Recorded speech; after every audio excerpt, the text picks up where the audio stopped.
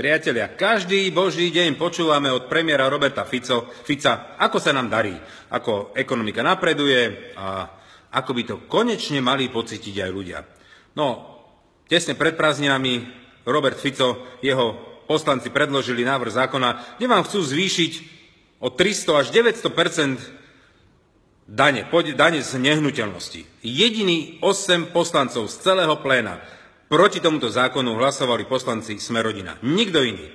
Preto sme okamžite na to upozornili a aj vďaka môjmu videu, ktoré videlo 100 000 ľudí a vytvoril sa obrovský tlak proti takémuto nezmyslu, tak mám pocit, že trošku zosrali a začali to sťahovať a začali sa krútiť, že tak oni to tak nemysleli, že oni to asi upravia do druhého čítania, že dajú nejaký pozmeňovací návrh. To znamená, že treba bojovať s nimi.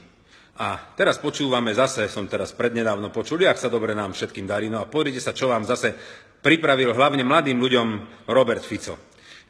Máme tu teraz bonifikovanú hypotéku pre mladých ľudí do 35 rokov, do 50 000, keď si zoberete, tak ušetríte 3%, lebo ten štát vám zaplatí 3%, 2% štát, 1% vám zaplatí finančný ústav.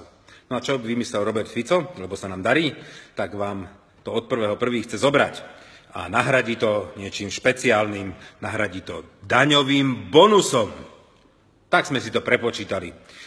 Za 5 rokov, keď zoberete 50 000, ušetríte cirka 3 500 eur dnes.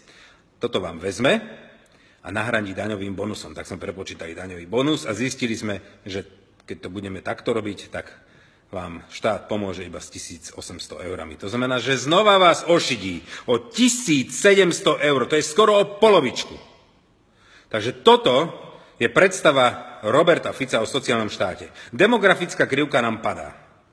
A my ideme podporovať mladých ľudí a rodiny tým, že ideme ešte viac ošklbať. Nie, že by sme im mali dvojnásobne zvýšiť, ale nie, my im ešte to nič ešte im ide zobrať. Tak toto je sociálna politika Roberta Fica. Robo, aj proti tomuto sa ti postavíme a budeme bojovať. Urobíme ti z toho peklo, uvidíš.